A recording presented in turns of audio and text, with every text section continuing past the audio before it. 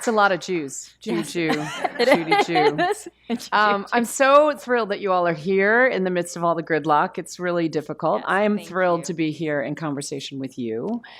We have a very dear friend who put us together, and you're just such a thrill to get to know and to watch in action. And I've been so proud of you on the sidelines. So now here we are able to showcase you here back in New York City. Thank you. Thank you. There's a lot to dig into. As you know, Summit, New Jersey. I already bumped into a high school friend of yours out here and a church friend of yours. But you've spent so much of your time lately as a global citizen, mostly living in London, opening restaurants all over the world. Yeah. But let's start with your origin story. Where does your love of cooking come from? Where did you spend time as a kid cooking? Yeah. I mean, I would have to say that's definitely at home, because my mom, especially back then, I mean, I'm going to date myself, you couldn't buy anything pre-made. And so we would get, huge boxes shipped from Korea with just like seaweed. And we had to like actually brush them with oil and salt them and fry them to make kim, the seasoned seaweed. So it was kind of child labor, I would have to say.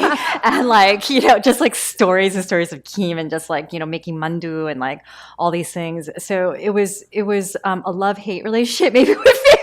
Did you make kimchi growing up? My mom made kimchi, but it was too spicy. She wouldn't let us, make the kimchi, but she would make everything from scratch. I remember I even had to like collect acorns in the yard, Wow.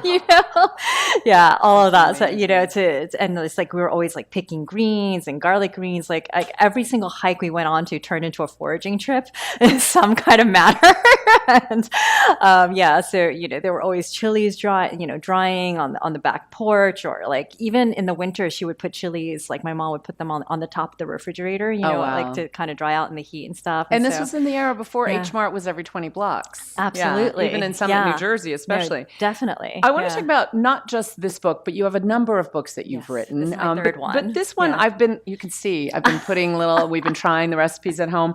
The best part is it's Korean cooking in less than 30 minutes. So that's the idea of quick, right? Yeah. K-food, K-cuisine has become this huge juggernaut alongside, K-dramas and K-pop. But this really dispels this idea that you have to age your kanjang for 50 years and, age your kimchi for 3 months. Well, you let somebody else do that. Yeah, exactly. You let somebody else do that, and then you put it in. Give us a sense. Like, here's one. I love this recipe. It's just, you're hungry. Your kids are hungry. You want to make something quick. Yes. Describe what this recipe is. Okay, so this is my go-to lunch, I have to say, when I'm too lazy to cook, honestly. And sometimes I just eat it cold.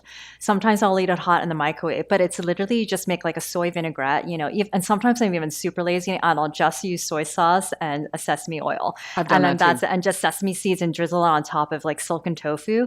And then sometimes I add, like gochugaru or sesame, all these different things. You can add a little splash of vinegar and you just put it on. And I'll eat it cold, I'll eat it hot or anything. And I love it. Like, I love tofu though. Like, people think I'm weird, but tofu is its like own food category in my book. Absolutely. I could eat it all the time. Silken, soft, firm. I just want to get a sense of, in the audience, how many of you know a good Korean restaurant, in your area and eat Korean food often? Yeah. Okay.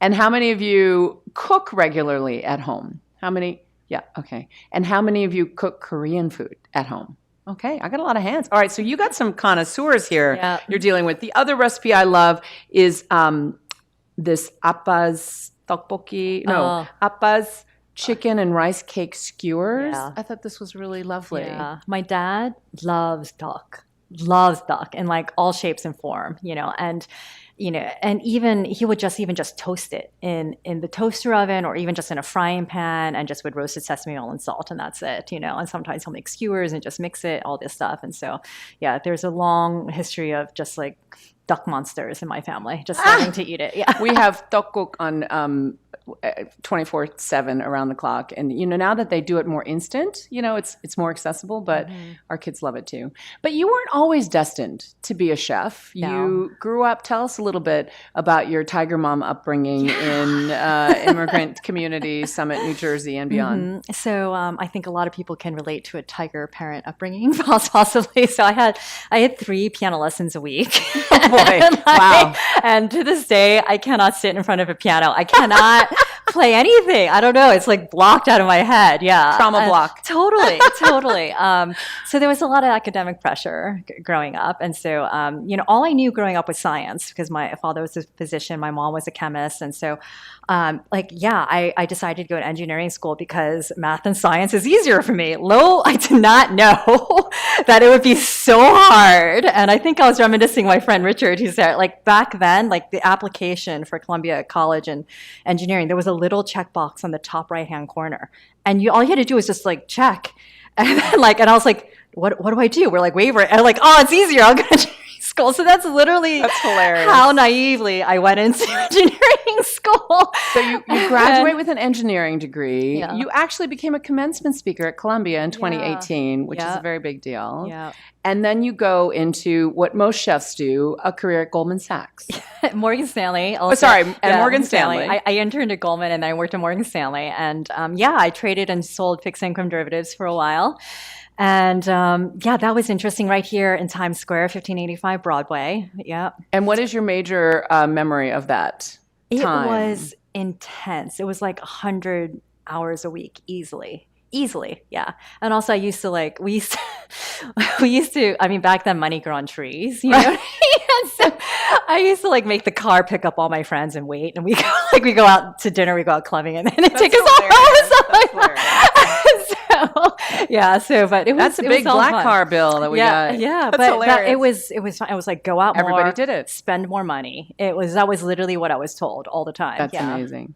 And when did you have the epiphany that you know what? After 5 years, this may not be the track that's for me. I was burnt out entirely. So I moved to San Francisco in Morgan Stanley, and I was working New York market hours on the West Coast. So I had a 3 a.m. wake-up call every day. And I was doing sales. So I was traveling all over the country and, flying to LA just for dinner, taking the last flight back, still having to be in my chair at 3 a.m. It was just brutal. So I just really burnt out. And I was like, I am not loving what I'm doing anymore. And I just noticed that in all of my free time, I just wanted to read cookbooks. I wanted to read cooking magazines. I wanted to read Zagat's, if people remember what Zagat's was. Oh, yeah. That was the Bible for a lot exactly. of us. Looking for good restaurants. Exactly. Yeah. And I was obsessed with the whole food industry and the fact that, I love this idea of transporting somebody for a few hours, to a different country. The second you walk through the door, you can check all your worries just for a few hours, go to Mexico, go to Greece, go to Italy, go to Korea, whatever, and just forget about things. And you turned for a time to pastries. Yes, so I have a pastry degree. At the Culinary Institute. Tell me how did your food journey go? Yeah. So I went into pastry just because the science, because I'm a chemistry of it, chemistry, and I love that being an engineer, and I felt that I could really learn more in pastry because every single pastry chef can cook. Not every single cook can do pastry. Is that like snowboarders and skiers? I think possibly, that's right, I guess so. So. And the world of pastry kind of dwarfs the world of savory cooking to some extent because you can see, people just specialize in bread. They just specialize in candies and chocolates. They just, so there's or just cakes or whatever, so there's so many subdivisions and it's really, really, really complicated. And so I was like, I'm going to do the hardest thing. And also with the science background, I know, exactly. Why do the easy way when you could go the hard way? So I decided to go the pastry way. And, I never thought it would lead to what I'm doing now, but you've logged a lot of hours in a lot of incredibly bold-faced named restaurants. Yeah. French Laundry for a time, a lot of Gordon Ramsay restaurants. What was it like, when you were trying to deal with the heat in the kitchen? Yeah, it was definitely hazing, I would say, because it's a very much you start at the bottom and you just work your way up. And so I would literally spend hours just juicing lemons. Hours picking the stems off of It's like an episode of The Bear. Yeah, no, totally. Like you're doing the same thing over and over and over again. Like you're there for production. You're not there to think. You're not there for creativity. You're there just to do the same thing over and over and over again. Yeah. Was the lemons the most traumatic thing or was there more? Yeah, your hands would hurt after a while. They wouldn't give me gloves and stuff. They wouldn't give you gloves? It was hazing. They would give me a fork. And it's very... I didn't even get a juicer. I got a fork. Yeah. It's also male dominated. And I know there, especially, not currently, but in days gone by, that was particularly the case. Definitely. Yeah. I mean, it still is. Did you face a lot of that? Sexism? Definitely. I mean, still to this day, I would say so. I mean, I think it's apparent in every single industry, unfortunately. Because Still, now you've jumped forward to the yeah, restaurateur as well definitely. as Yeah. the But I chef. mean, even in finance, I was, and in engineering, I was the only female that was professional in my entire group, And when I was in engineering, I think the engineering school was probably about like 20% women back then, if that. And so I've kind of gone from one male dominated and, just to just keep going to that. And so give us an example in the food world where you felt you faced Oh that. gosh, I mean, I've had guys tell me, I mean, I'm the CEO of my own company, and I've hired consultants to work with for certain specialties, and I've had some of these guys who work for me who I pay to tell me you should just stay in the kitchen verbatim.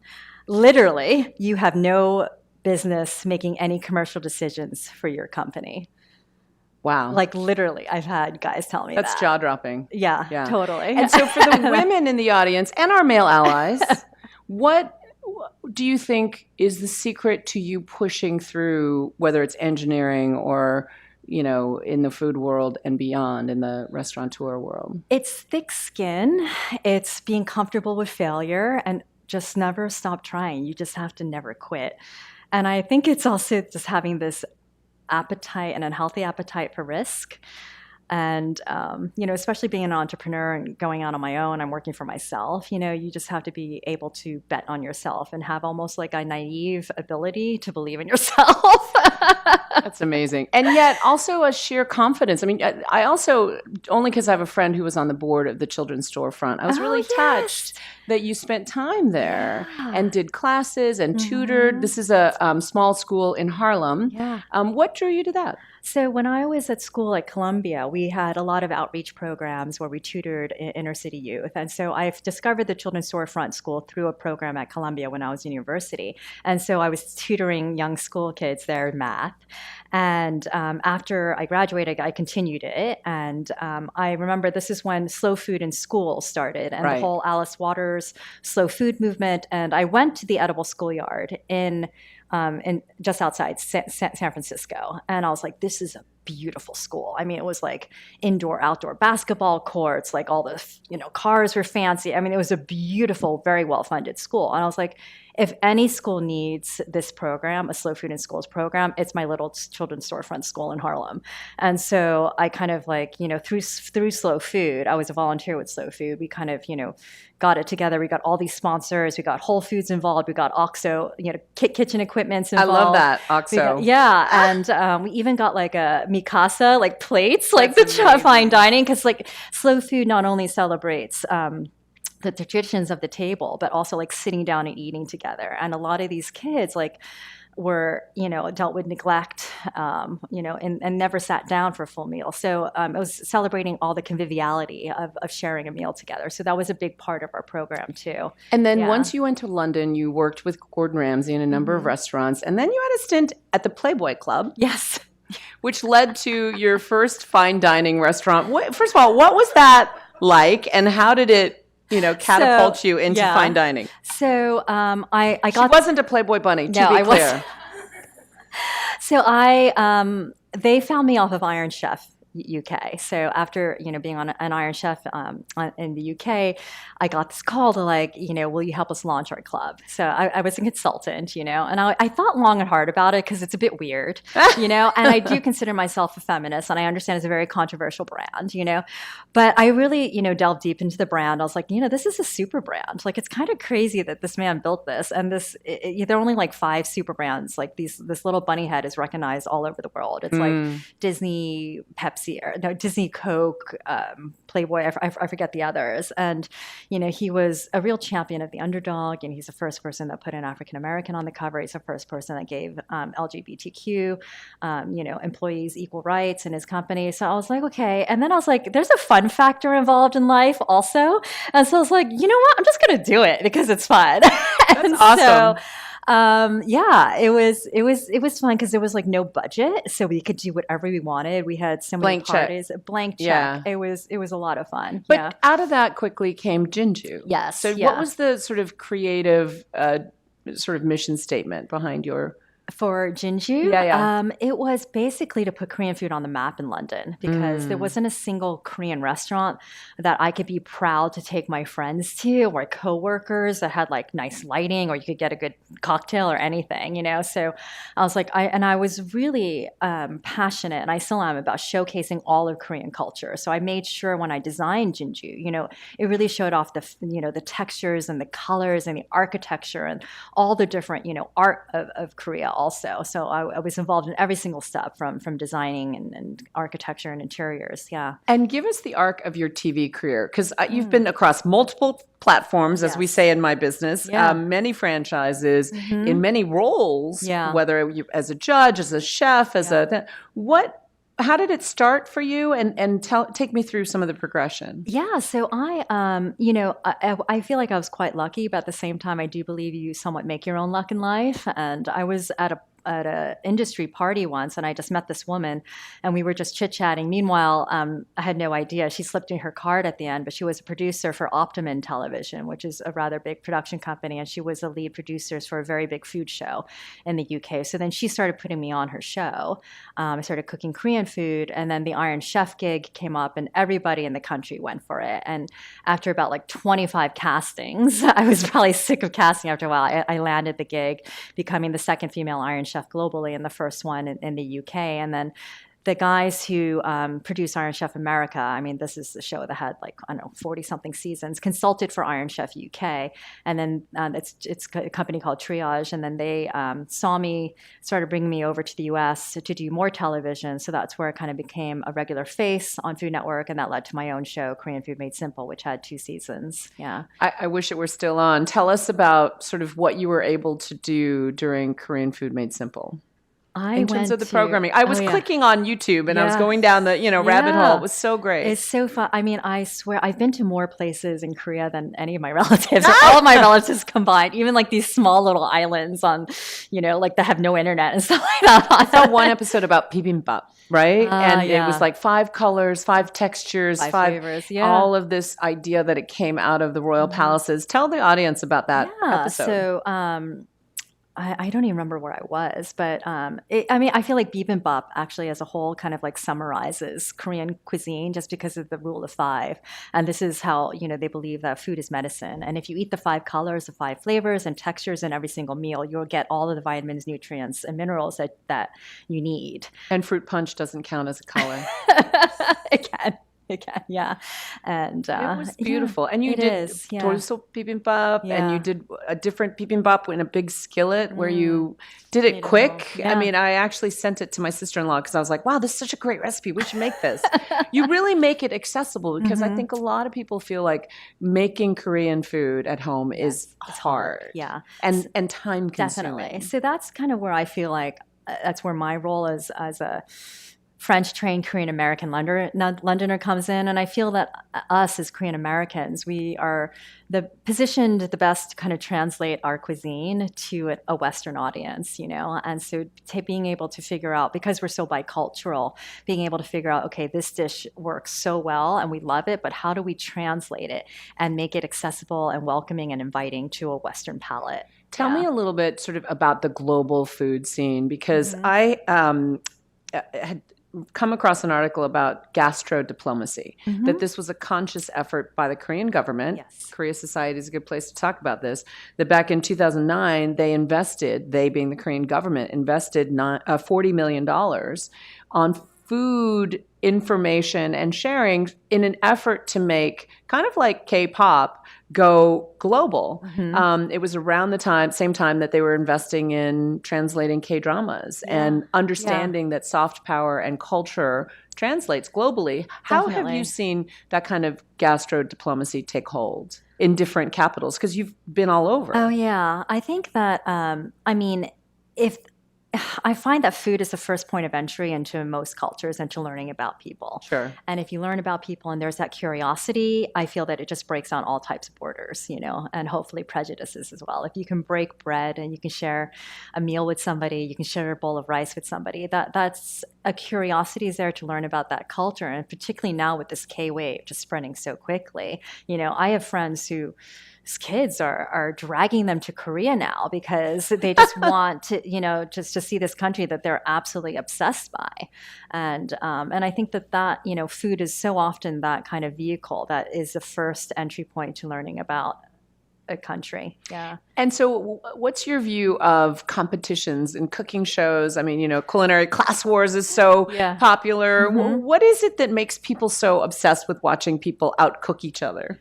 It's funny because like the whole what we call the format of the dump and stir, like talking to camera, is just gone out the door. Like people aren't making those shows anymore. So it's all about entertainment, where food is a vehicle towards entertainment. Oh, interesting. And so they call it actually food adjacent programming. Right. So food is just a vehicle to be entertained. And so cooking. I've done a lot of competitive cooking. I let all the young kids do that now. I'm kind of retired in the competitive. I just judge now. Here are 4 ingredients. Go for it. Exactly. So I think people just love people to see people under stress and the drama and all that stuff. And you have to, it's a totally different skill set, being able to think quickly and to cook quickly. And basically like, you just have to like not even think, you just have to start cooking. Yeah. So after Jinju, you've now shifted more into fast casual and you are opening up. She's at the Tottenham Stadium, right? Football club in UK. Brentford. Tell me, Brentford.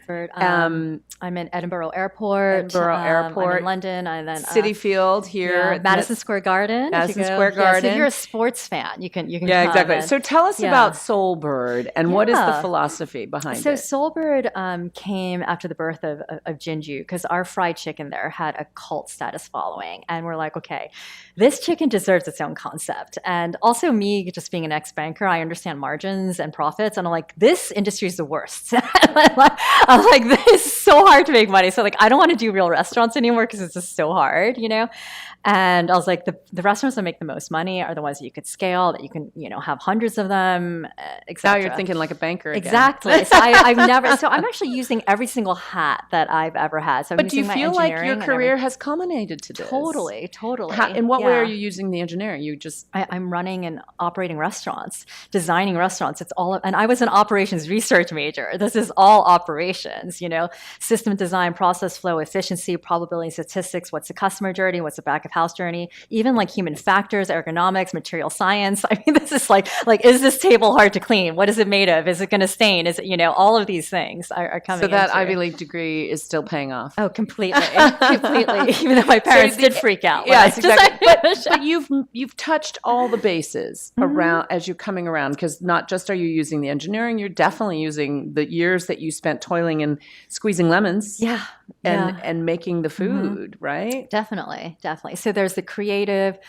At the end of the day, you're always a business person, because you can be the best creative chef. You can have 3 Michelin stars, but if you can't make money, that restaurant's going to close. I'm sorry. It's just the way the world works. So what's on the menu? There's chicken, but there are also burgers, right? Yeah, so they're chicken sandwiches. Then we have tteokbokki, we've got mandu, we have japchae, we have all different things. So it's and fun. So what's the secret of making an industrial scale japchae? That must be hard. Actually, we nailed that process. What was the secret? You don't have to tell us the secret, but what's the kind of secret? But in order to get the noodles really glossy and like full, so you have to kind of like soak them. So we soak them overnight in the sauce, and then like we mix all the vegetables fresh.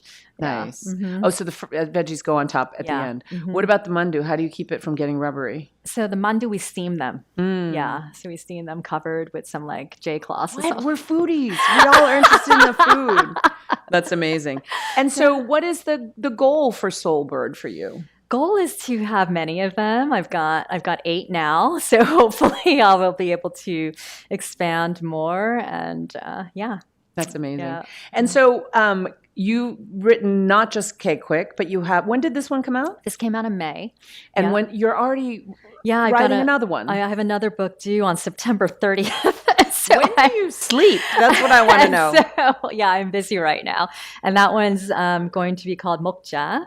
And that's all fan favorite recipes from K-pop Korean dramas and more. Yeah. Like mokja? Like let's eat. Mhm. All right, nice. Yeah. And you're going to St. Bart's for a Yeah, pop-up? I've got a pop-up in St. Bart's in February, so if anybody wants to come join Book me your flights there. now. Yes.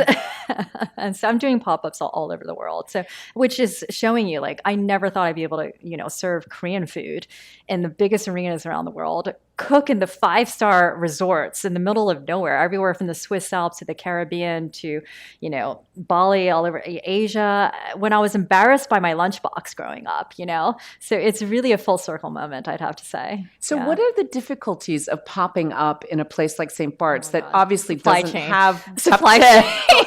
ingredients at the ready, right? It's supply chain. The ingredients and getting the ingredients are the hardest thing. Like, How do you ship it in? Well, we try to get them to order as much as they can, but their ingredients come once a week, on these huge and it's St. like, Bart's especially, because that flight into St. Bart's yeah, is a I've doozy. cooked in Nevis, St. Kitts. I've cooked in Anguilla. I've cooked all over the Caribbean, and so it's very challenging for supply chain there. So we end up like checking like boxes and boxes of stuff because the stuff that like shows up is just okay. These are the wrong noodles. This is the wrong soy sauce. This is the wrong what. Yeah, it's very challenging. And what do you pack? What's the essential kit when you're opening in Nevis or St. Kitts? Oh, we bring a lot of our sauces pre-made. Yeah, so we're just like like backpacking.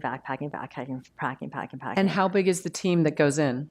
I bring 2 chefs with me, if not more. Yeah, And then local hires? and then local chefs who work And then with. for how long do you do a pop-up? It depends. So when I do it in the Maldives, I'm usually out there for like 2 weeks. This one, I'm going to be out there for about 10 days. Yeah. It takes a day to get to the Maldives. Yeah. Yeah, that's incredible. Yeah. What was the most exotic place that you've had a pop-up? I think the Maldives is pretty far flung. Like it takes like 20 hours to get there, even from London. So that's pretty far reaching. And where do you Yeah. how do you feel about fusion, K-fusion food? I actually don't mind K-fusion food. I think that all food evolves. Today's invention is tomorrow's tradition. Korean fried chicken is not traditionally Korean. That came over with the GI presence. Korean corn dogs came over with the GI presence. Look at all this use of American cheese and spam. Who likes and all of this cheese stuff. in their kimchi, yeah. Yeah. There's real controversy. I'm just going to cleave the audience right Yeah. now. Cheese on your ramen, anyone? That's a big it's very thing. fascinating. Yeah. So, Korea is a classic example of where food tells a history of a country. It tells a story of, occupation, war, feast, famine, recession, everything. And of all the different influences coming in. And so when does mokja come out? That'll be next year, October, November. Yeah. And give us a sense of the essentials of kimchi. Why is it so again, it was smelly. It was in my mother's kitchen, we couldn't, we were kind of ashamed of it. Yeah. And now it is everywhere. I go to a bar in Kansas City and they have kimchi sliders. It's really remarkable. It's crazy. Yeah. I think that kimchi is something that kind of tastes good on everything. I always say you got to kimchify it. It's like beautifying something. You got to kimchify it, and I struggle sometimes because I'm like, we're just going to put kimchi on it because I want to put kimchi on everything, But it kind of is a perfect condiment because, it is spicy, it's tangy, it's bitter, it's sweet. It's all of these things wrapped up in one, and it's crunchy, and it's got that like serious umami and depth of flavor. I often describe it as the spaghetti sauce of Korea because every single family has their own version. Every single region has their own version. Everybody makes the same. And these recipes are passed down, in families through generations, as you know. Yeah. Absolutely. But I also think of bulgogi as sort of like the spaghetti and meatballs because if you go to a bad restaurant and they serve you bad spaghetti and meatballs, it's not great. Yeah. But if you go to a good restaurant that serves really good bulgogi, and I saw your Good Morning America episode where you made bulgogi. What's the key to good bulgogi? How do you not mess that up? I think bulgogi is hard to mess up actually because the marinade is so flavorful. My secret is I add a dash of fish sauce in my bulgogi just because it gives that extra layer of umami. So a little bit of fish sauce. Yeah. And you definitely do what my mom does, which is the 한국 pear. Yeah. Right. You put the pear and you grate it and you put it in. It gives that tenderizes and sweetens. Right? Yep. Exactly. It has that like nice fragrance, but not too sweet. I really like it. Yeah. And so when you throw a dinner party at home and it's just chill, but like I have 5 friends over and I really want to give them great Korean food, what do you make? It has to be barbecue. Everybody loves Korean barbecue. Yeah. Definitely. I'll do kalbi generally. Kalbi, Yeah. I know. Yeah. It's easier. I just like that kind of thick cuts of beef, and yeah, it's a little bit seedier. And so when you're thinking about dividing your time Mhm. as the CEO of Judy Joo, Yeah. how do you decide, okay, I'm going to prioritize a television, Yeah. situation, or a pop-up in St. Bart's, or Mhm. a talk at the Korea Society? How do you decide how to prioritize it all? It's hard. I mean, like I definitely say no to a lot of things, but I'm always kind of doing this balancing act of like what's super fun, what pays me money, what do I like to do, where do I want to go, and there is no real formula. I guess it's just whatever I feel like saying yes to and whatever I want to say no to. So it's not a straight up formulaic type And I've thing. started Yeah. by saying you're a global citizen. You've lived in London for a really long time. Where does home, what feels like home to you? I mean, home is a different definition for everyone. I kind of feel like home is defined for me as a place where I belong. And just because I cut my teeth here, I grew up, my formative years were here in the city, I kind of feel like I belong in New York. So I feel like New York, no matter what, you can take the New Yorker out of New York, but the New Yorker is always in the girl. Yeah. And yet, when you go back to Korea and you do that television show, what stays with you in terms of what you learned about the food and the cuisine and the culture? I mean, every time I go back to Korea, I discover something new. You're never done learning. There's so much to discover. There's always something I've never tried before, I've never seen before. It's an endless journey of exploration, which I really, really love. Yeah. And I know your mom originally was from Incheon. Mm-hmm. Your dad, Icheon. Icheon, not Incheon. Not Incheon, Oh. Icheon. So the land of rice and ceramics. Oh, Yeah. well, so tell me about that region, because it sounds like, you discovered a lot of different regionality. So, Icheon is famous for their superior rice quality and also very, very good clean spring water. And because of that, they're known for their clay. The clay there is like red. And so a lot of it's the ceramics village area of Korea. And also it's where the best rice is grown. So where is Icheon? It's actually south, kind of east, or a little bit southeast, I think. Yeah. I think. Really bad at Or geography. like east. It's definitely east. And yeah. your dad grew up what is now North Korea. And so Yeah. what about the cuisine of North Korea? Because there are a couple of Definitely. restaurants that specialize. Yeah, so he loves, like naengmyeon and, hwangmandu and tok, all these things. Oh, yeah, he's the tuk monster. Yeah, he is, yeah. Yeah. It is amazing what food can do in terms of bringing people together, in terms of bringing culture together. I mean, when you were growing up, what was your experience, here in New Jersey, being sort of a little bit of the odd girl out? Oh, definitely. It was tough. For a long time, my sister and I were the only specks of color in our school. I went to the same school from kindergarten all the way to 12th grade. And so, we got teased for being Asian and, the Chinese eye thing and all the jokes. This is like a pre-woke world, where you could do all of these things. And, I still think it happens today, sadly. Oh, yeah, definitely. Yeah. Definitely, And it was hard. And my mom used to pack us mandu or kimbap sometimes. I was like, I don't want that. I just want like ham and cheese sandwiches. Like just pack me Wonder Bread, American cheese slices, or like Oscar Mayer bologna. And that was like what I really, really wanted, because you just want to fit in, and nobody knew where Korea was or had heard about it. Back then, all of the cultural, I guess, obsession was around Japan. And so like nobody even had heard of Korea. Yeah. And when you entered the food world with this French culinary background, how were you able to introduce the idea of Korean cuisine in this kind of rarefied space? That must have been met with some pushback as well. Oh, yeah, definitely. It's been in education, particularly in London, where, when I got there, I've been there for over 20 years, and all of Asia would just be on one plate. They had no knowledge of the cultural differences within Asia, and people would ask me if I spoke Asian and stuff like that. Like really, really ignorant. Wow. and Do you speak Asian? Yeah. Oh, wow. And even the top food critics came in to Jinju and compared me to Thai food and said my food was missing lime and lemongrass and things. It was shocking.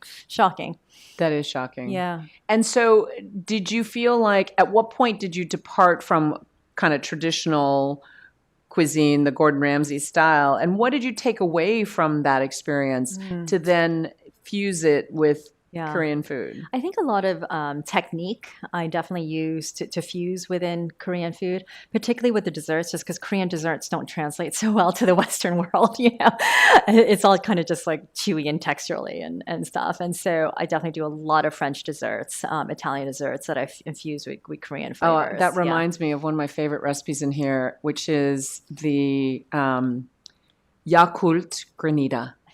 Granada, shaved ice. Yeah. Tell the audience, because I had to read this recipe. I love Yakult, and we used to freeze it in the bottles, and then like unwrap it. They would peel. You can unwrap them like in little round circles and just suck on them like lollipops. And so I was like, I'm gonna make a granita with Yakult and just flavor it with some strawberries. But you say in here use a fork. I'm like using the what do you call it? The grater. I'm grating my frozen watermelon. Yeah, you could do that. But totally. You just do it with a fork? Well, because in granita, you always scrape. Yeah, you freeze it in a tray or like a shallow dish and you scrape it. Yeah. See, one of us has a culinary degree and one of us does not. I'm using my grater. That's fine too. That's cool. It's good. Yeah. And what other Korean desserts translate?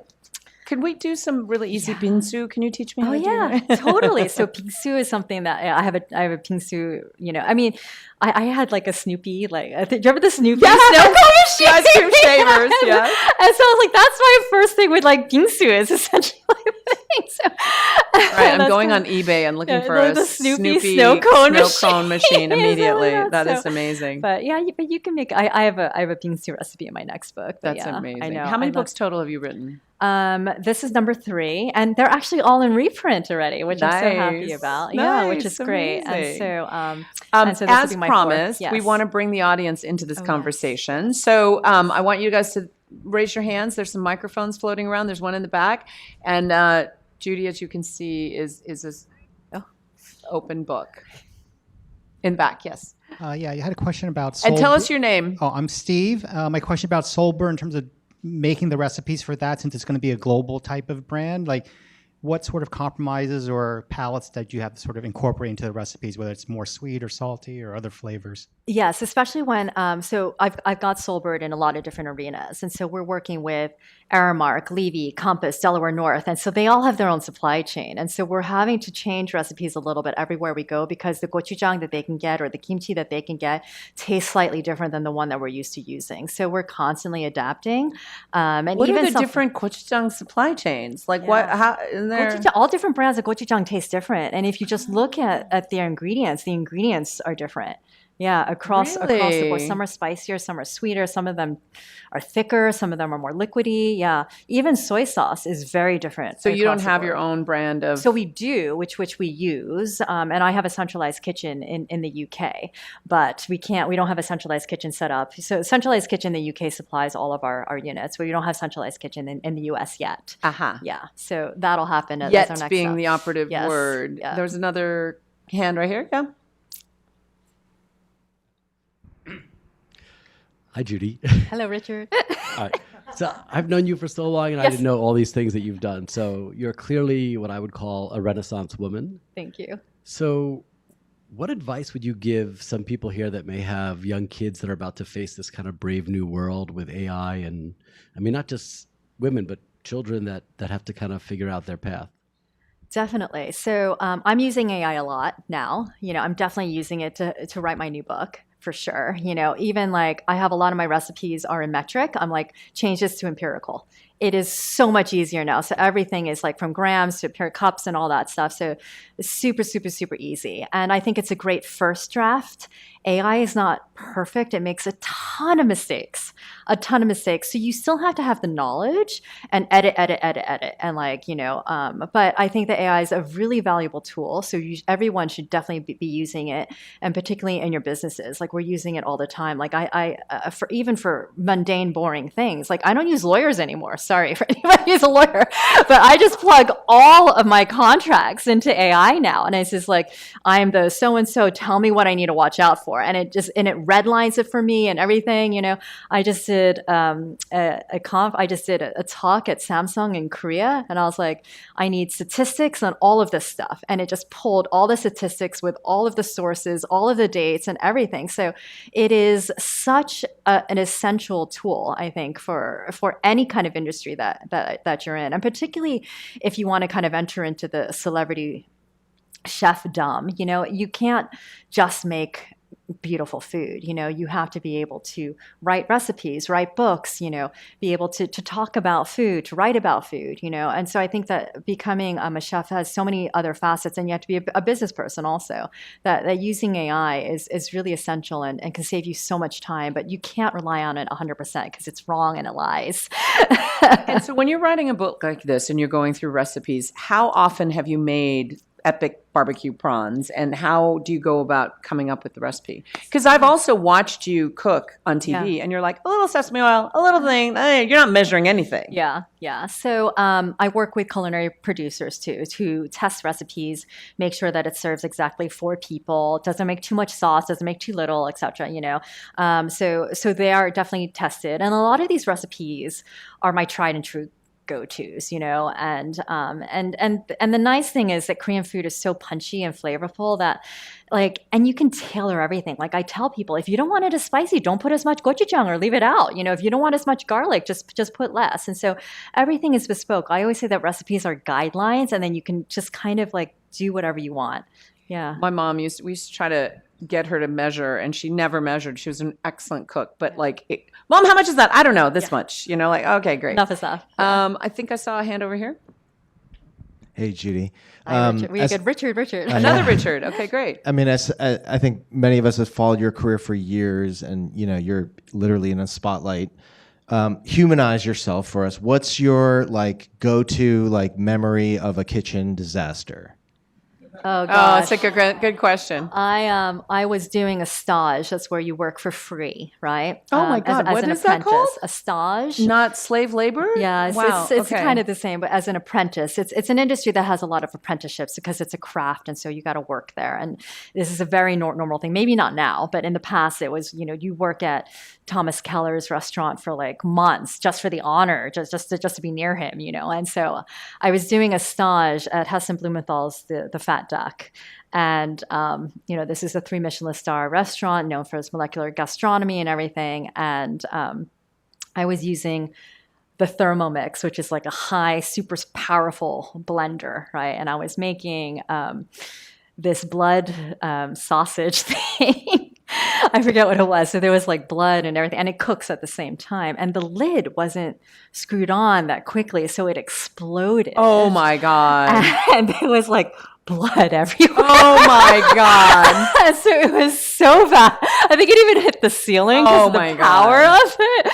And so, yeah, that was a pretty bad disaster. That's pretty bad. Yeah. Okay. Well, clean up on aisle 9. Yeah, yes. exactly. We have a question from an online viewer. Oh, wonderful. Great. Vivian asks, which recipe would you say gives the biggest bang for the buck in terms of satisfaction from the dish for the amount of time needed to make it? That's a great question, too. Okay. Thank you for the online question. Yeah. Hi, Vivian. Okay, this is my guilty pleasure also. I love, it's not in this book, but I have a recipe for pimped out ramyeon. I want to hear it. I love shin ramyeon, just instant ramyeon. I mean, it's my go-to when it's late at night or when you're too lazy to really cook and you're just craving something, and it just hits all the right buttons, Absolutely. Noodles, it's spicy, and it's cheap. And it's fast, and it's so satisfying. Okay, so how do you pimp it out? And I put 2 eggs in it. I top it off with shrimp, any frozen. No, I don't even. I just dump it in. Crack the eggs in. Okay. Right? And it's boiling. We're getting our recipes down. So they kind of end up poached. Everybody knows what I'm talking about. Totally. I grab frozen shrimp out of the freezer. I put that in last, right? But spinach goes in there. I mean everything. I shred up chicken, deli meats. I stick that in there. I put spinach in. I put some I use scissors and I chop up scallions and some fresh chilies. And sometimes I put a dollop of samjang just to boost up the flavor. and that's Ooh, it. that's sesame awesome. seeds, but yeah. I was back with Danny Lee, Chef Danny Lee, who does Anjou in DC, and we Yeah. were in the. I love him. And, it was a I bit love of an him. after party at Yeah. back in his kitchen, and he did ramyun, and he put cheese on it, and Oh. I was like, Danny, Good. and it was so good. It was an umami bomb, and I was blown away by how good it is. So I mean, ramyun, so good. ramyun, So good. Yeah, and we're so And I put Korean, we dubu say sometimes ramyun. too. Yeah. just Ramyun. like our ammas used to Yeah. say. All right, another question. Yes. Oh, sorry. I could just project if you want. So you mentioned, we're also proud of you, by the way. You should know that. You mentioned that you have found yourself in a sports arena of the part of your career. What was it like to cook for Hung Min Sung? So actually, I didn't cook for him. I cook in the stadium. In the club. and so I cook in the club all the time. But they have nutritionists and they have their own chefs, all the players. And so their diet's very highly regulated, as you can imagine, like most athletes. But I cook in the Tottenham H Club. And so it's a ton of fun. That stadium's beautiful. It's 63,000 people strong. It's huge. It's brand new. It's one of my favorite kitchens because it's so gorgeous. And it's interesting because it's the fine dining area of the club, and it's all the season ticket holders, and they pay hundreds of thousands of pounds to be there, and plus, to have the privilege to eat in the H Club and everything. It's ridiculous, and it's a minimum. They had to pay for 4 years up front. It's crazy, and so. The first time we got there, like, okay, we're going to use caviar, we're going to use truffles, we're going to use all these expensive ingredients. And then we realized that these are football fans. They're picking it off. They're flicking off everything. Like, they don't want to eat any of that stuff. That is amazing.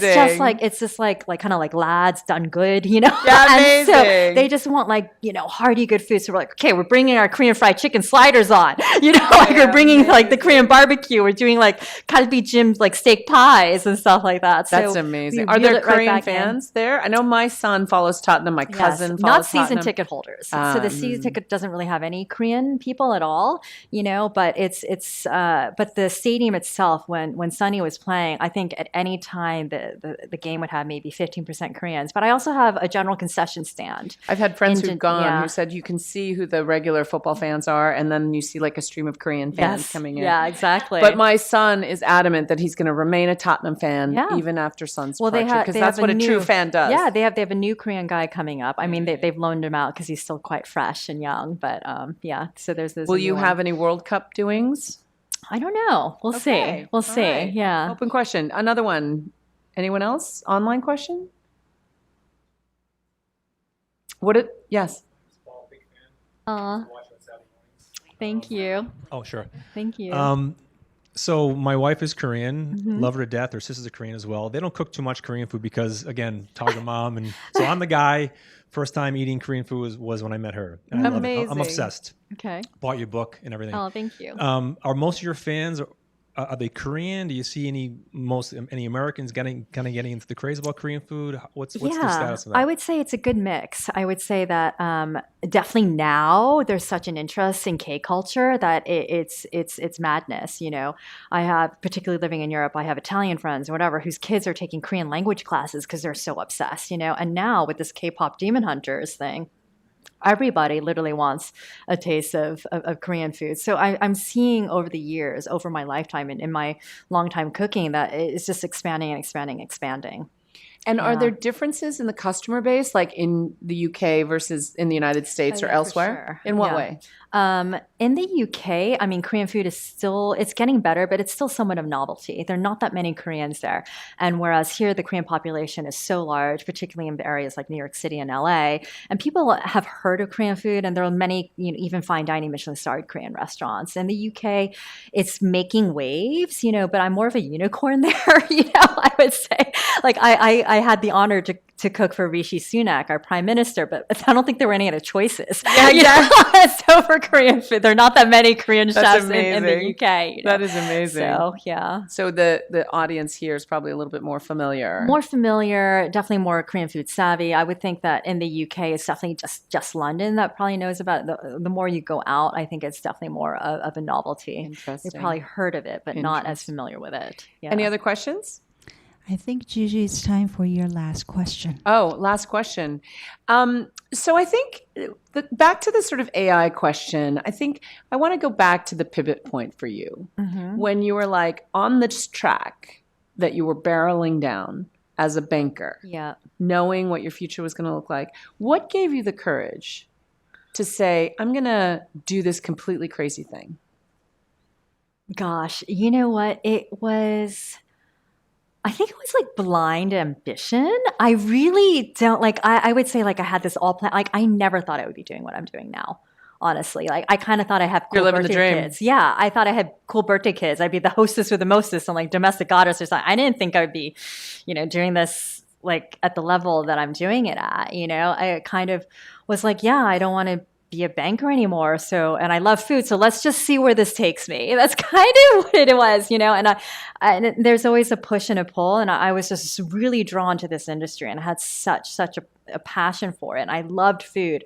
And also I was so burnt out. So that was kind of like the push across. And then You've been so good yeah. at connecting with people too. I met you through Andrea. I know we have a lot of friends in common. I know there's a festival you want to mention, Coom, right? Which is another sort of, what do we do with the poster? Okay, anyway. Coom is a festival, community festival that's happening in October. Yeah, here but I in New think York. it represents a lot of what you sort of find important and meaningful, Definitely. which is, startup entrepreneurs, food, music, etc. Definitely. So it's spelled Koom, and it started by my dear friend. He's the founder of Noom. So if you guys have downloaded the app Noom, the health app, who's a Korean American, Judy Joo, and so it's here in Brooklyn, at the Brooklyn Navy Yard, October 16th to the 18th, and it's basically the South by Southwest for Koreans. Nice. And it has all K-pop stars coming. He's put so much time and energy into this, and so here it is. And so I just Literally ripped wanted from the headlines. literally. So, yeah. And so, and there are a whole bunch of amazing speakers, CEOs, everybody from like Samsung to food and beverage people to, the CEO of MCM. I mean, it's incredible lineup of speakers as well as K-pop artists. But how nice of you to promote your friend's endeavor. No, I It's love really him. nice. I love him. But And I they're think, But I think, Yeah. this is exactly sort of what you're talking about is this Put that down. nexus of this intersection right over her book. Meanwhile, Tara, her publicist, is like, no, that's not what we do. But it says everything about you, and we are so proud of you, and we're so grateful to have you as a shining star in our community. Thank we you. wish you all the best. Well, I wanted to thank you so much. We're so proud of you, Judy. Oh, I please. cannot believe even to share the stage with you. I've long been a fan of watching you on you're television, kind. and you are a Yay. beacon and such an inspiration also to all of us. This is a Especially as mutual another- admiration I know we're society, like clearly. girl, and I wanted to thank everybody for coming. There's so many familiar faces in the audience. I mean, from all parts of my life. So thank you, and braving this gridlock traffic. I was like, 10 people are going to show up tonight. And so thank you everyone for coming. Thank you so much. I really appreciate all of you. Thank you. You were great. Yeah. And we can take a couple.